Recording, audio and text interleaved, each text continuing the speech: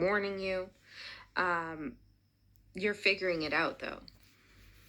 And this energy is trying to stay masked and veiled.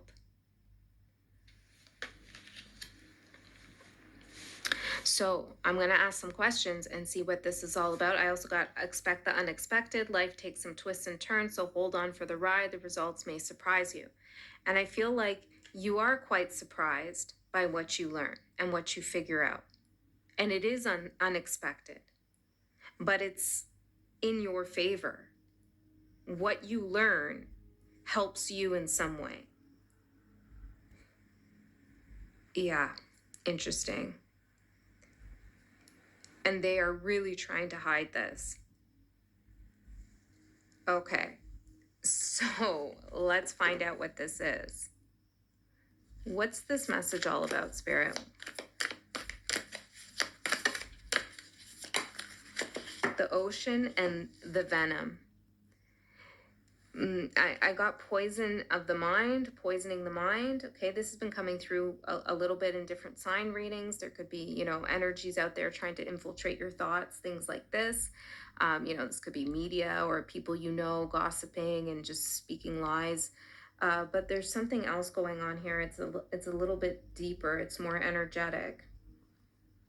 It's like poisoning the well with the ocean.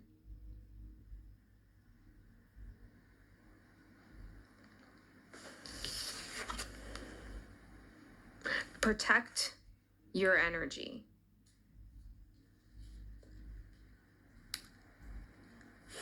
Be very discerning about what you listen to, who you give your time to. Make sure you're taking care of yourself. Make sure you're finding time to laugh and eat properly and sleep and all of those things. That's a natural protective mechanism against whatever this energy is.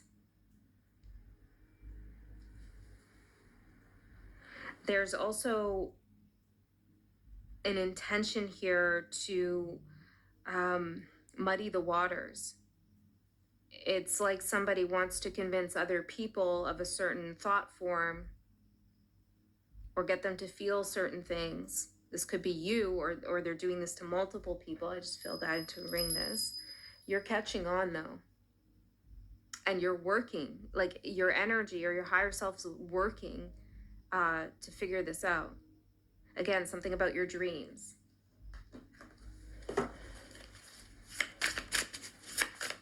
Okay, what else, Spirit? The fate and the forgotten. Accepting help and guidance, missed opportunities, fear of failure. Ask Spirit for guidance at this time.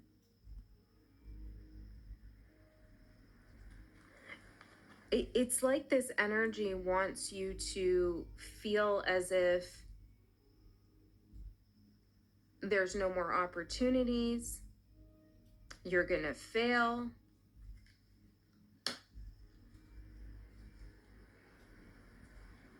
They may even be coming towards you kind of two-faced in a way, offering you help or guidance in some way. But the things they're saying are actually creating more fear. Venom in the ocean. Like this is, it doesn't have to be this, okay? But it feels almost like a really manipulative, like therapist almost, or maybe like a spiritual guide of some sort, or a so-called mentor who is saying things subtly to get you to go down some kind of path of fear or failure. You're way too strong for that. And you're catching on. Why? Why?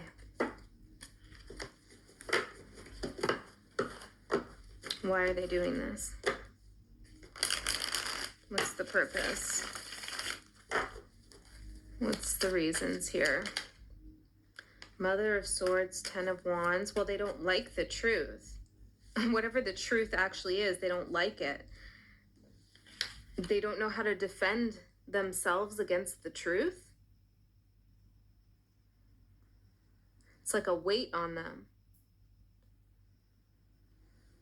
They may not know how to defend what the truth actually is. I don't know why they need to defend it. Maybe what have they done? Have they done something? What is the truth here? The World, the Tower, and the Nine of Swords. Yeah, they have done something.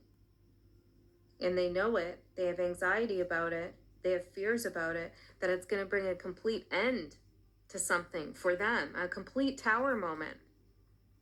They have maybe caused an ending of some sort, and they're anxious AF about it. And you're onto it in some way. But they're doing something here to get you to get confused or forget about it, or feel like you're not good enough to actually figure it all out, or I don't know what's going on here. What are they doing? Like, what are they doing? Transmute with the snake. Transmute what? Grounded. Yeah, they're trying to make you feel ungrounded. Focus by shifting your focus somewhere. Past life, maybe to the past, or things that have happened in the past, or past energies. Okay, wait, where are they shifting your focus? I need to know that.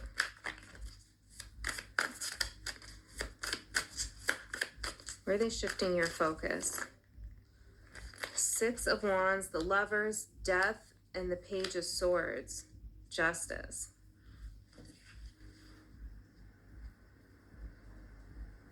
The end of a contract. Or seeing something in a contract. Something about, they're trying to get you to focus in on details. They're also trying to get you to figure out it's like they're inciting some, or they're trying to incite some feeling in you that you want to win, you want a victory. It's like they're speaking to an egoic part of you, but with misguided or misleading information. This is definitely not going to be for everyone, okay? They're trying to get you to focus on a decision you've made, or a contract you have, or maybe a relationship you're in, and to see like the negative aspects of it, or how it could all come to an end, or something you need to change so that you can win.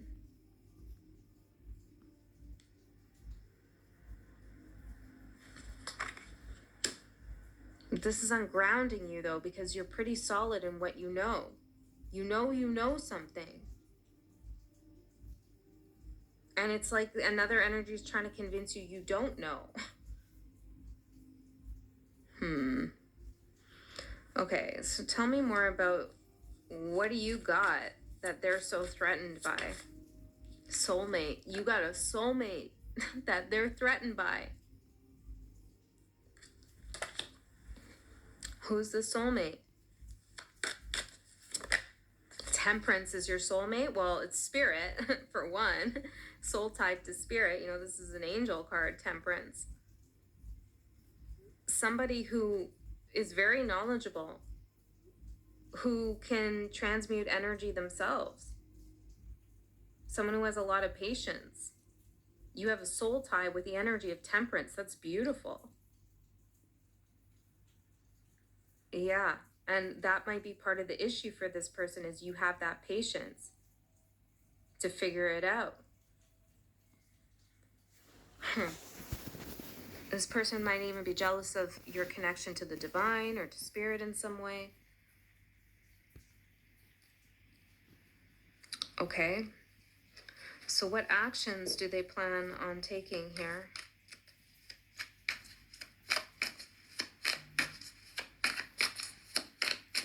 They could have tried to bring something to an end for you, and that's just not going to happen. It's like you're soul tied to something that you created.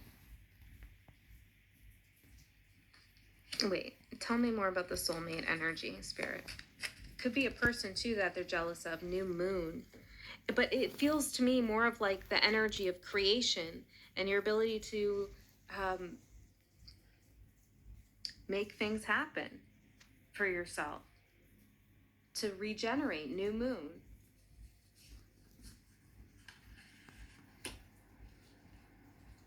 You or someone you know could have been born on a new moon. Tell me more about the soulmate. Fire could be a fire sign. Temperance is Sagittarius. But it doesn't have to be a person that the soulmate card is talking about, although it could be that too.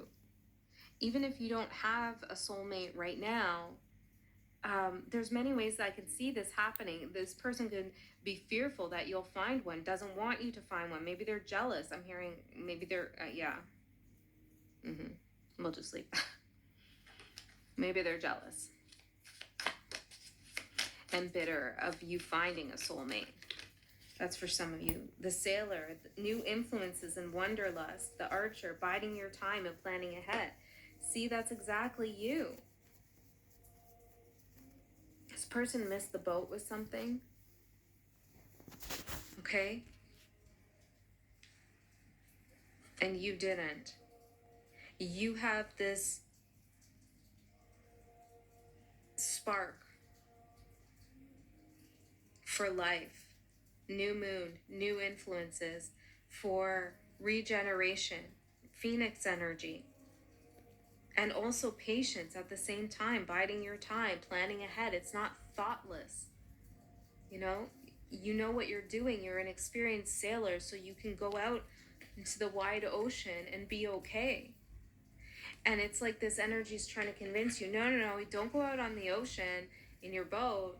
Like, what if you get lost and nobody ever comes looking for you? It's like that energy. And Spirit saying, yeah, but you're fine. Pisces energy could be important for some of you. Archer again is Sagittarius. And Sagittarius is like the great traveler. Like both esoterically, in terms of gaining more knowledge about the world, and also literally.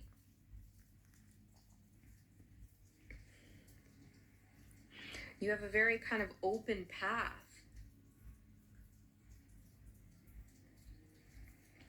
But you're figuring out what they did. The World, Nine of Swords, and the Tower. Can we get more specific about this? What is this that they did? The Hierophant.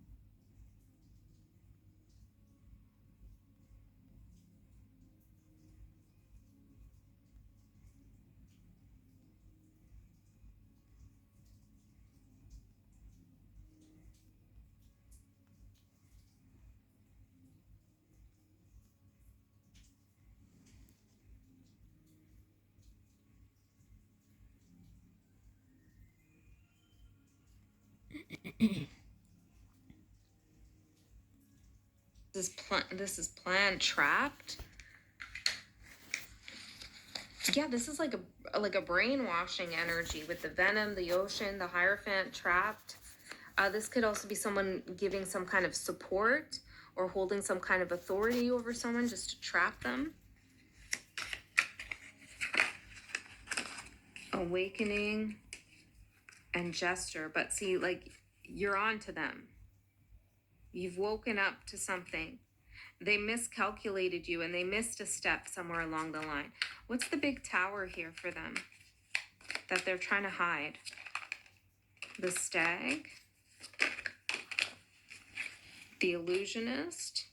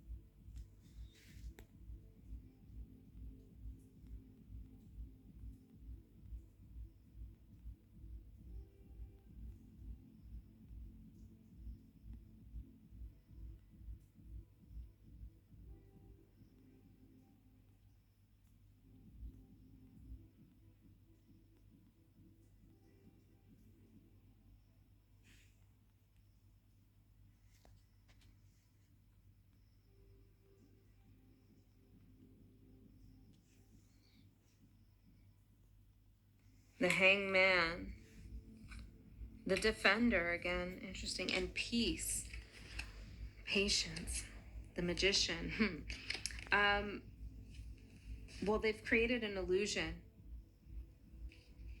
to change your perspective, or to change people's perspectives.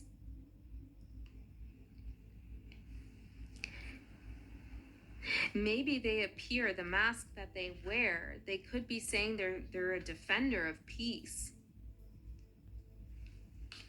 You know, that they're the Hierophant, the Stag, they're wise, they know things, they have some authority here. But really, the illusion is they're trying to change people's minds, or your mind.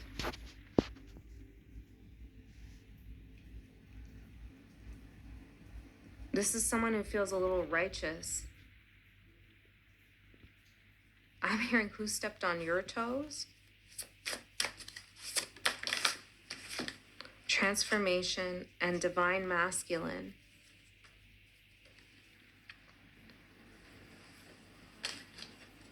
What about that? Mother of Cups. Well, this could be what you're working on.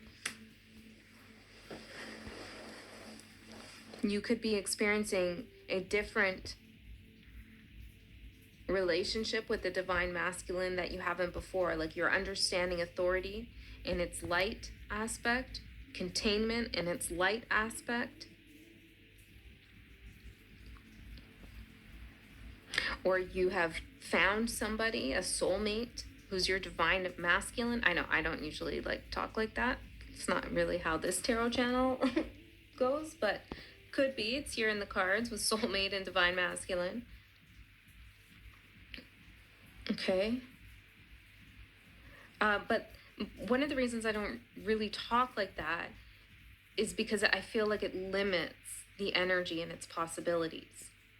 And that's part of the message for you. It's like you're limitless in some possibilities here. And this person is trying to really convince you of one way of seeing something. And it's to convince you in such a way where you forget that you do have limitless possibilities. This person has created some kind of chaos, some kind of tower, to burn you out too, to get you to focus in on something that has been destroyed. And they thought that that was going to ruin you, but instead your focus on it is just, I'm seeing brick by brick. It's like someone clearing the rubble. It's like you take brick by brick out, and it's like you actually see what's underneath. They didn't think that you were going to do this. They're going to be found out, I feel, by you. And what are you going to do when you find out? Let's see. The Empress, the High Priestess, and the Two of Wands. Oh, yeah. You might give them some options. Okay. Get lost now before it's too late. Okay. But I feel like you give them a choice, and it might not be a choice that they want. The High Priestess and the Empress.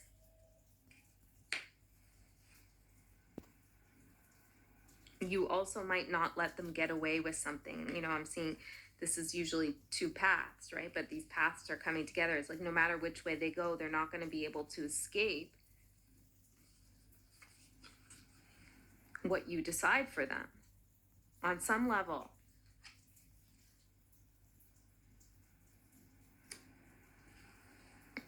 This could also be someone trying to convince someone around you who has been very supportive not to support you anymore. And that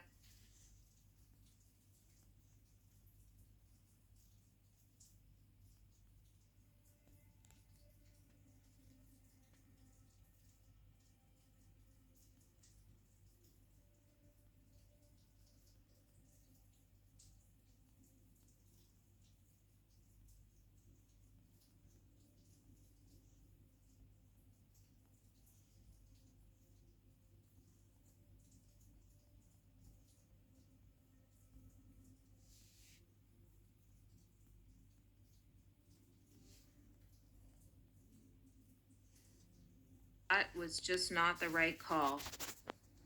That was a bad idea.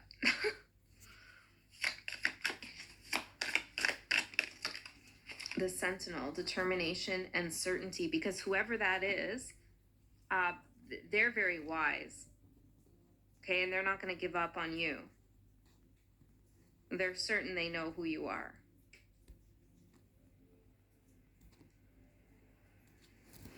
Okay, what else? Anything else that I need to know here? Well, let's see what your guidance is. Well, what? Give me one of these cards first. Reflecting, it's time to remember the past and bring that wisdom forward to assist you now.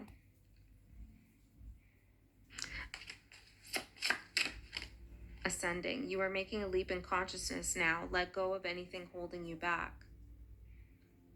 Yeah, this person could be trying to get you to go back to a past energy, just to keep you stuck. However, I think the message here is Spirit saying, remember how powerful you are. Remember your connection to Spirit. You've proven it to yourself time and time again. So don't forget that and continue to ascend. This is exactly what the concern is for this person, or why they're so focused on you, is because you're making a leap in consciousness. And they may have tried to spin this jealousy or fear that they have, that you're somehow ahead of them, or you know the truth about something they don't want you to know. They may have tried to spin it into a story to bring you down in some way, or to hide the truth that you're finding out. Does that make sense? Knight of Swords and the Ace of Wands. But look, justice, it's coming out. Truth is coming out for a good reason. There's a lot of clarity and insight, but also inspiration when the truth is spoken, and a rebalancing of the scales. And I feel like this was always already in the works for you. And that's what this energy already knew. The sun, see? The sun and the moon and justice. And then I saw the Three of Pentacles. It's like it's all working in your favor. The shadow, the light, the dark, you know? It's all together for you. It's all coming together for you. Yeah, what was done in the dark will come to the light. Interesting. Come to the light, not come into the light, but come to the light. And I feel like that's in this reading. This is you. Some secret, something they can't defend, some truth they can't defend has come to you. You've understood it. You've figured them out. And now there will be justice. All right, that's what I have for you. I hope that helped. I love you so much. I'll see you next time.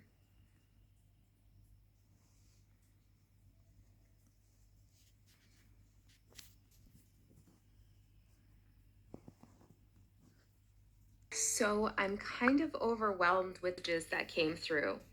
A lot. I think this is the most I've gotten in a long time. Maybe it's because I haven't read for nearly a week, and so things have gotten piled up, and that is part of the message. There's a note in here not to let something pile up. It's very specific. It has to do with nipping something in the bud, some kind of troublemaking situation or energy that could, well, what I got specifically is one pest attracts another pest. So there's something about nipping the first pest in the bud. Now, this pest could be hopefully not literal, but maybe. Or it could be a person or a situation, a thought form you have, an emotion that keeps coming up, something that's pestering you. Spirit's asking you to nip it in the bud. But however, that doesn't mean to do something carelessly, recklessly, and quickly without thought. Like all things in a garden, this is what I'm getting. Like all things in a garden, you must know where to cut in order to prune it properly for further growth. Okay, so there's something about assessing a situation clearly so you know how to handle it, but it is important that you nip it in the bud. And with this message, it was very interesting. Came three animals: a skunk, a raccoon, and a crow. And specifically, it's in that order, although I didn't write it that way. So there could be something about things getting out of order, or there's something that's not in order, or there's an in.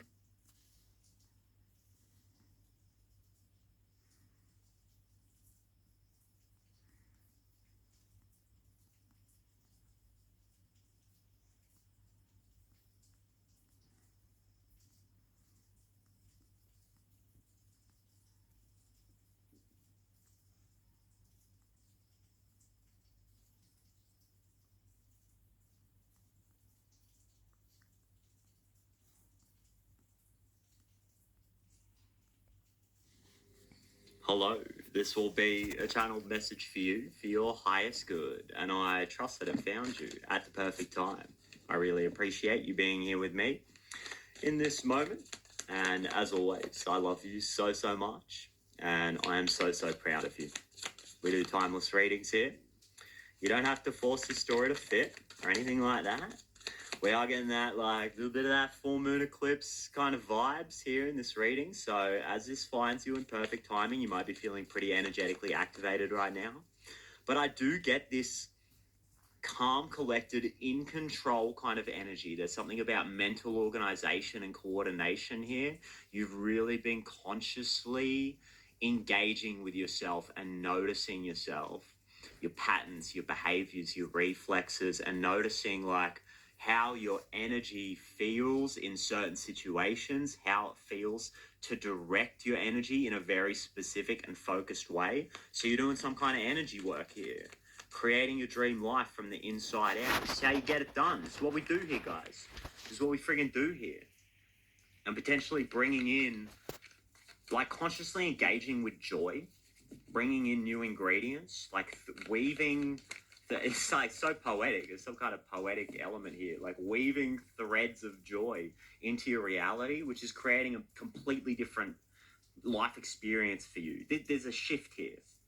There's a major shift with a tower in your energy. So you might feel like there's an old container, an old identity, an old sense of being, old belief systems or patterns or reflexes that are just absolutely falling away, crumbling in favor of a new version of self, a more real version of self, a reality that's more tuned to your joy, the things that light you up, that make you feel alive, that make you feel like you want to get out of friggin' bed in the morning. And this is what I'm talking about. Page of Wands in your current situation.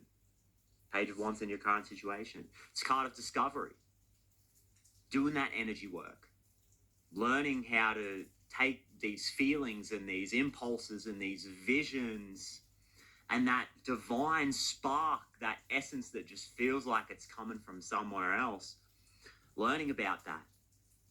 Working with it, directing it, potentially just through like experimentation, trial and error, taking new ingredients and new colors and bringing them in and working with them and just testing things, seeing what works for you. And potentially just this approach in itself is creating a major shift for you, because potentially you've been healing from maybe a perfectionist tendency, or I mean, we could just be so hard on ourselves, right?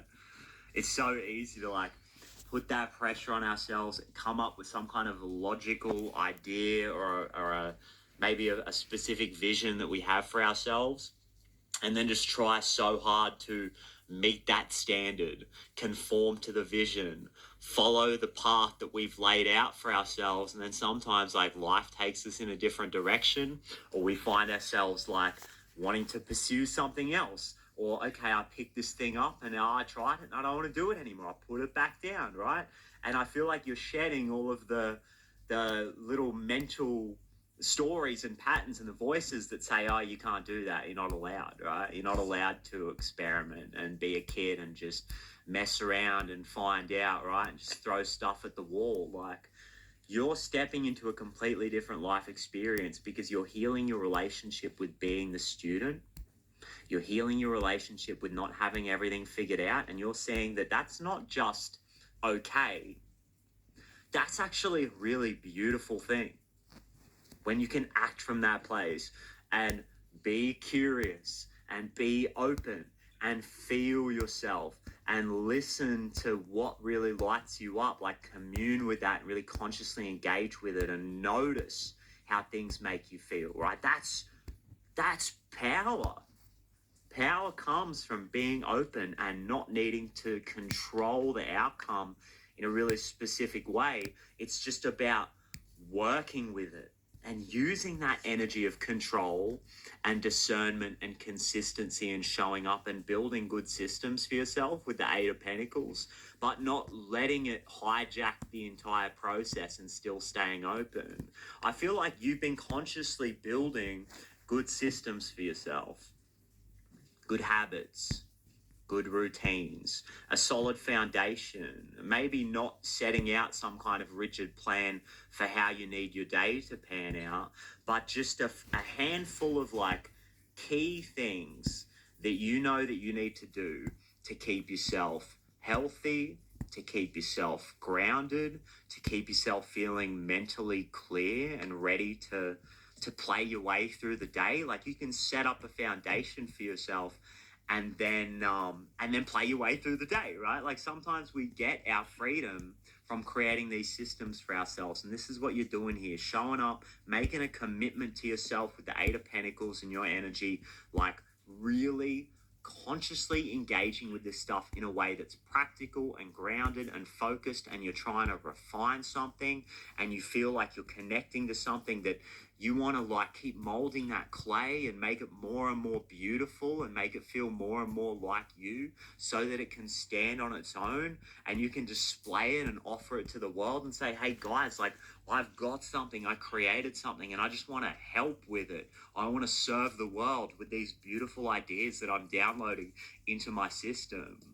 And through creating this foundation for yourself of good health, making a commitment to yourself and showing up every day in a very consistent way, this is like allowing the transformation to happen around you because you have the stability underneath. Maybe you're creating a safe space for yourself, creating a safe container where you feel safe to completely shift in your energy. And it's all very exciting, right? Discovering a new way of being and potentially finding yourself.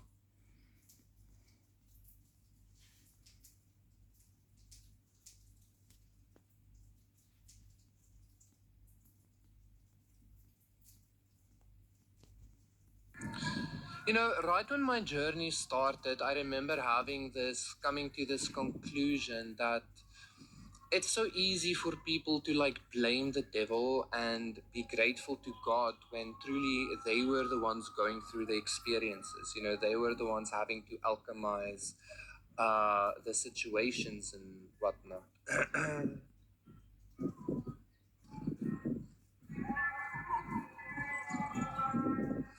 So you're about to uncover something within you that's been hidden for very, very, very, very, very long. Okay, you might not have known it yourself.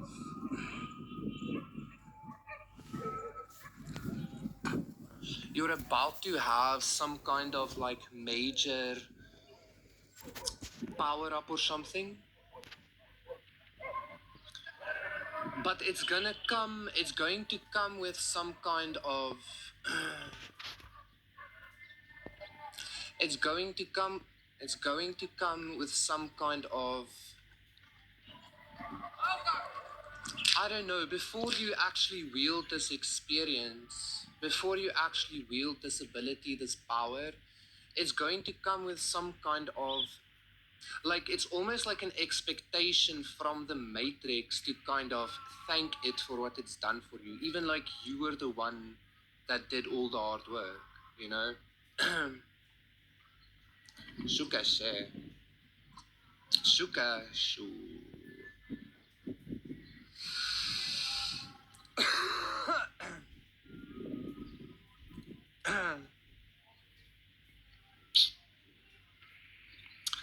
I feel like it's not necessarily a test, but it is kind of for you. It's kind of like a showcase of for yourself whether you are ready to actually take on this power that you have kind of like cultivated for yourself. Okay.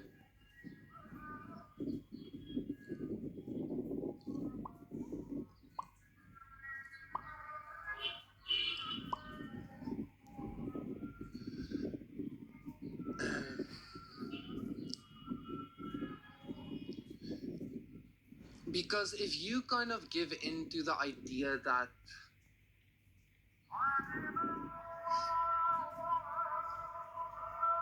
if you give in to the idea that like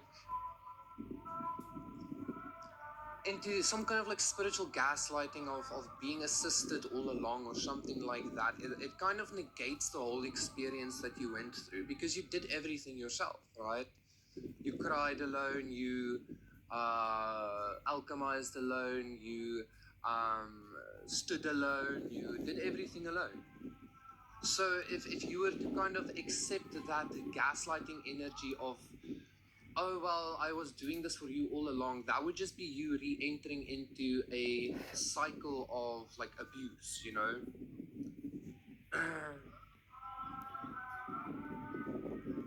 And that cycle of abuse was very like it was physical perhaps, you know, but it was also like gaslighting, like always making you think that you had to grow up more, you had to perform better, you were the one that wasn't ready, you couldn't do this, you couldn't do that, etc, etc, etc.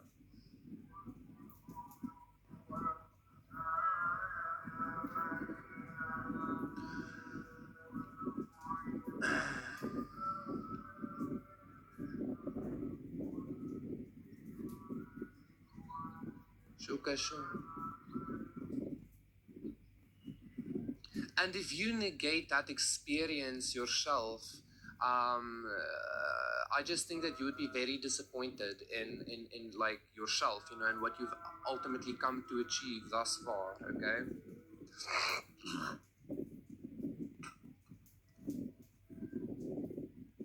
So it's not necessarily a test. It's not. It's nothing like that. It's not a test or anything like that. It's basically just you kind of proving to yourself that you know ultimately that gaslighting energy, it comes from that like need that you might have of having someone in your corner when it matters most or something like that, okay, which just isn't the case, right?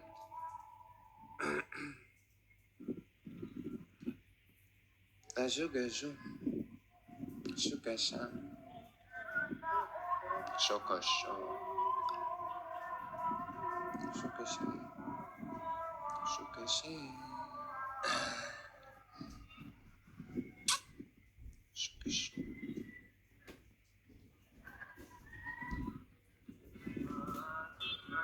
Like it would just like be a complete seeming failure on your part if you were to negate everything that you've been through, okay?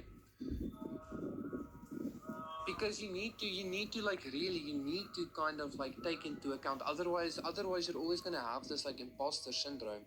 You need to take into account what you went through on yourself, what you've accomplished on yourself, etc, etc.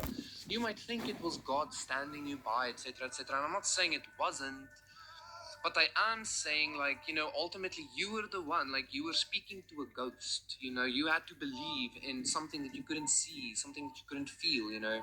You just had to trust, and ultimately you came to the conclusion that it was your future self, even. It wasn't even God. Like, oh my God, you know. So I feel like this is the last layer of your entrapment, was that idea that even though you knew you were always alone, you had this hope that there was this secret God or something like assisting you. Shukasham. Shokosho. Shukashai. Shokoshu. Shukashu. Shukashi. Shakasham. Shakashi. Shakashukashi.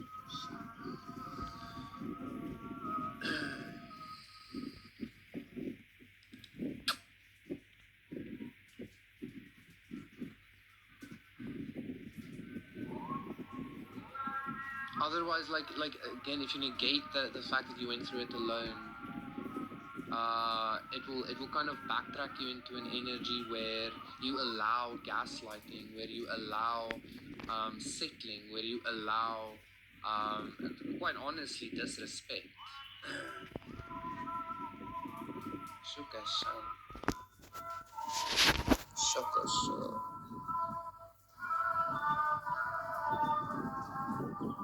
And seeing as you're no longer allowing those frequencies,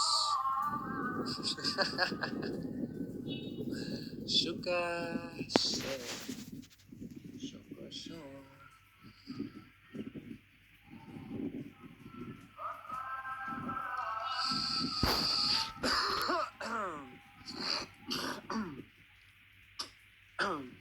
I've been expelling a lot of energy, a lot of like thick energy. Shukashan.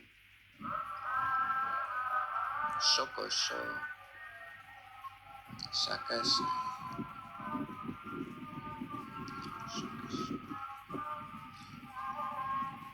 If you're gonna negate that energy, it's like you're gonna be backtracking into a frequency that's gonna allow gaslighting and disrespect. And since you no longer want that, um,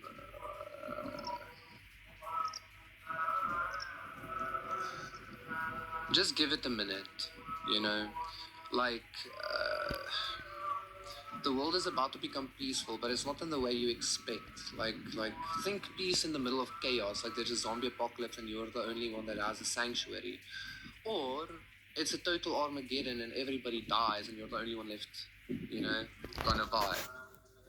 That's peaceful because ultimately it was never this world, it was never this experience, it was always people that made it shit for you. It was always Adam and Eve, you know. Oh, yeah.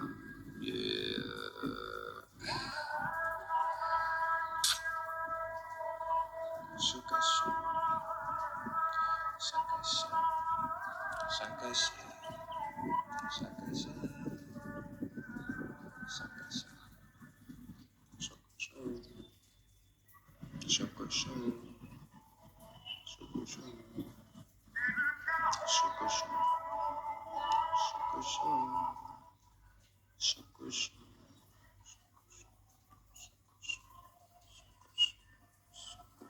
Shoko, shoko, sho. Shoko, shoko, shoko, sho. Shokashi. Shakasha.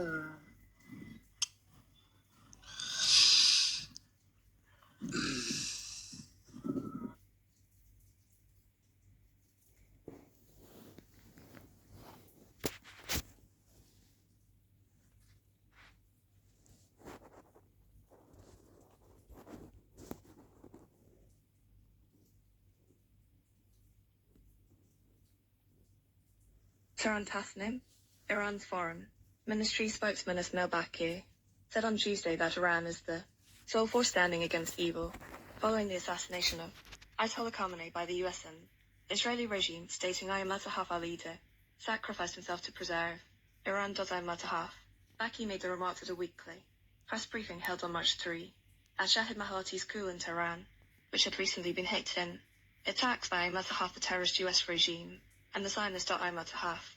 At the start of the presser, Baqi offered condolences over the martyrdom of leader of the Islamic Revolution, Ayatollah Sayyid Ali Khamenei, Sr., commanders and Iranian citizens, saying, Ayatollah Tahaf, we are all in mourning here, what matters to every single Iranian these days is defending the home of Ayatollah Tahaf. He said Iran has been confronted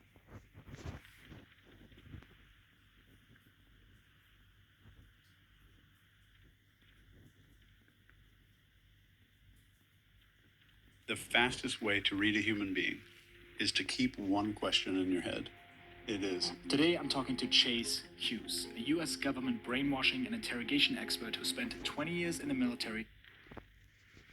The second biggest lie that we've ever been sold is confusing happiness versus pleasure. And we tend to seek these moments of pleasure and call it a moment of happiness. And the kids are not educated in the difference between those two things. And that happiness is long lasting and it survives bad weather, it survives stress. Your pleasure does not survive a bout of stress or depression. And we're in an era right now where there is an epidemic of loneliness because people are not realizing that social media is a placebo of social interaction. It does not actually fulfill what the brain is needing on that level of Maslow's hierarchy of needs.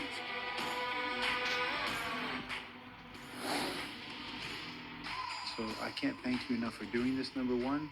And I'm, not trying to make you feel better, but I have been more excited about doing this podcast than any podcast I've done, and I've done 150 of them, which isn't a lot, but it's a lot for me.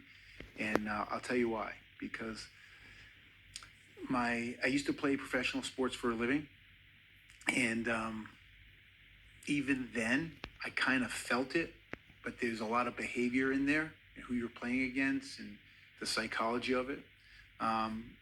But then I became a sports performance coach, personal trainer, and my first 10 years was kind of like a wash. And then I started to open up my mind to this is all behavior and personality and paying attention.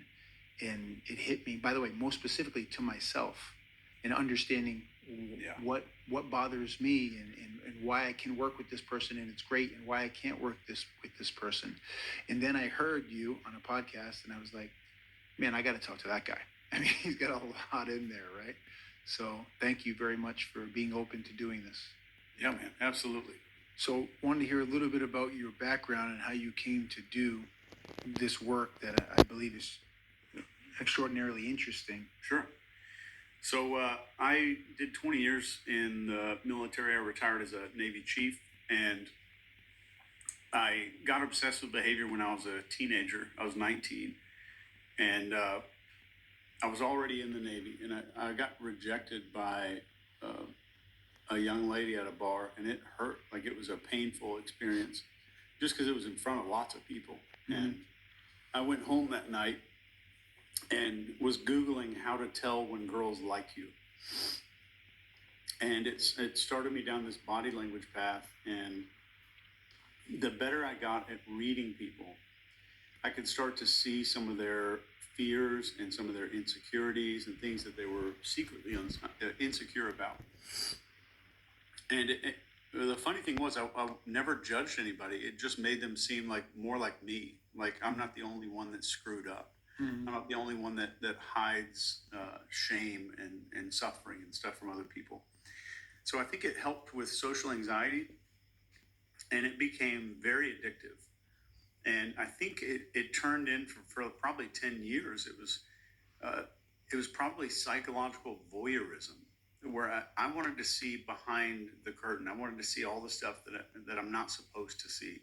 Mm-hmm. And I think it was just because it made me feel better about me. Like, we are all messed up internally, we all in some way.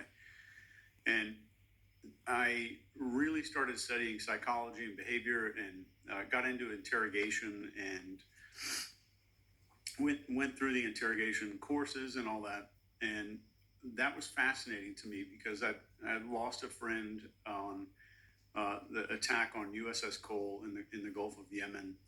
And I knew that we had some intelligence failures. So I thought, like, after I went to this school, I was going to this really famous military school where they're going to teach you some advanced psychological stuff. And it was like straight out of a 1970s, like, sales book, all of it. Just look them in the eye, shake their hand, use their name, that kind of just generic shit that you see in that kind of thing.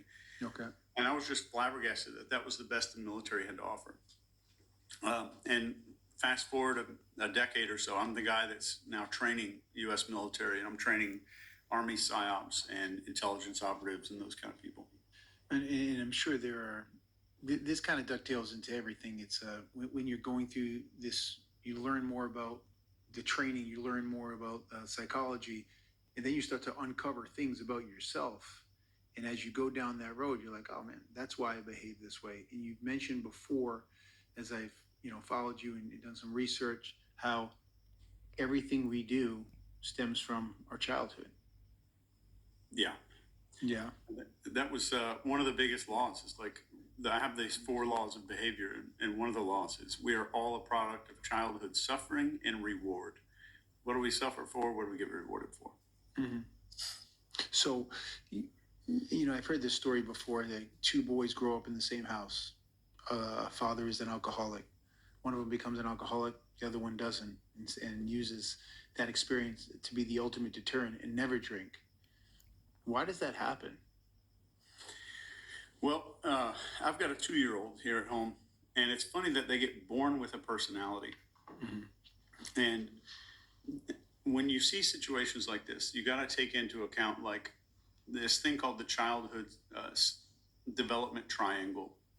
It's like, what do we do to feel safe? What do we do to earn rewards? And what do we do to earn and keep friends? And, mm-hmm. and those kind of become our adult strategies for everything. And a lot of that forms by the age of 7 or 8. And if we do that as a kid, if there's some situation where I see bullying happen and I automatically get to a mental standpoint of, I'm going to avoid any negative behavior. I'm going to go away from it. And if the other boy is at school on the playground and decides he sees this bully taking charge and views it differently, he says, that's how you take charge. I'm going to do what that person did. I'm going to copy that behavior. That's one of them. But I think we are born with a certain degree of personality. Like, if you've got kids, then they come out, and like by the time they're like 6 weeks old, you're like, wow, they are different than the other 2. They're different than I expected them to be. Yeah. I have a 3-year-old, and I see personality. It's interesting how that works. Both my wife and I, all the great stuff, that's got to be because of Dad.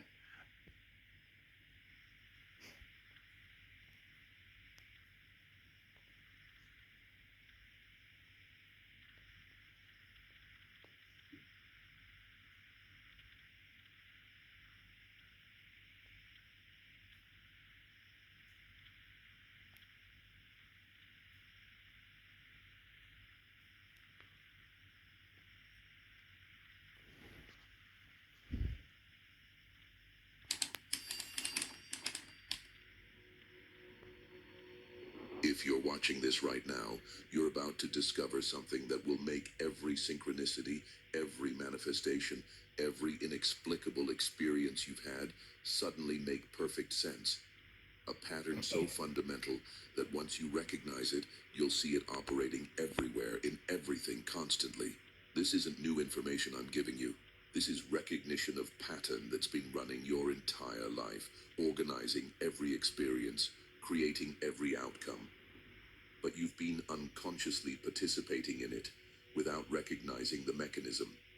And once you recognize the pattern consciously, everything changes because you shift from being unconsciously subject to the pattern to being conscious creator using the pattern intentionally. The quantum pattern isn't complex theory requiring advanced physics knowledge. It's elegantly simple. So simple that the mind dismisses it as too basic to be powerful. But quantum mechanics has proven that the simplest patterns create the most profound effects. A single electron changing energy states releases photon that can trigger cascade affecting millions of atoms. A single quantum bit flipping states can reorganize entire system. The quantum pattern I'm about to reveal operates exactly this way. Small, simple, almost invisible shift that creates cascading transformation in every level of your reality. Here's what makes this recognition revolutionary. You've been experiencing the quantum pattern your entire life, but experiencing it unconsciously means you've been getting random results. Sometimes things manifest perfectly, sometimes they don't. Sometimes synchronicities flow constantly. Sometimes nothing happens. Sometimes you feel aligned with reality. Sometimes you feel completely disconnected. Not because the pattern is inconsistent, the pattern is absolutely reliable. The inconsistency comes from unconsciously engaging the pattern correctly sometimes and incorrectly other times, without recognizing what you're doing differently in successful versus unsuccessful moments. The reason you're encountering this transmission at this exact moment isn't algorithmic accident. Your consciousness has reached frequency where recognition of the quantum pattern becomes possible. If you weren't ready, these words would remain abstract concepts your mind analyzes without penetrating deeper.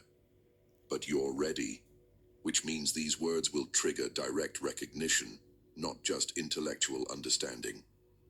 You'll recognize, oh, I've been doing this all along without knowing what I was doing. Now I can do it consciously, intentionally, reliably. Have you noticed that when things flow perfectly in your life, they flow in specific recognizable way? Like there's underlying rhythm or pattern to how synchronicities appear, how manifestations occur, how reality organizes itself around your intentions. And have you noticed that when things don't flow, there's different pattern, resistance, obstacles, delays, all appearing in predictable sequence? You're perceiving the quantum pattern in operation, but without conscious recognition, you can't identify what creates flow pattern versus what creates resistance pattern. Dr. Nassim Haramein's unified field theory demonstrates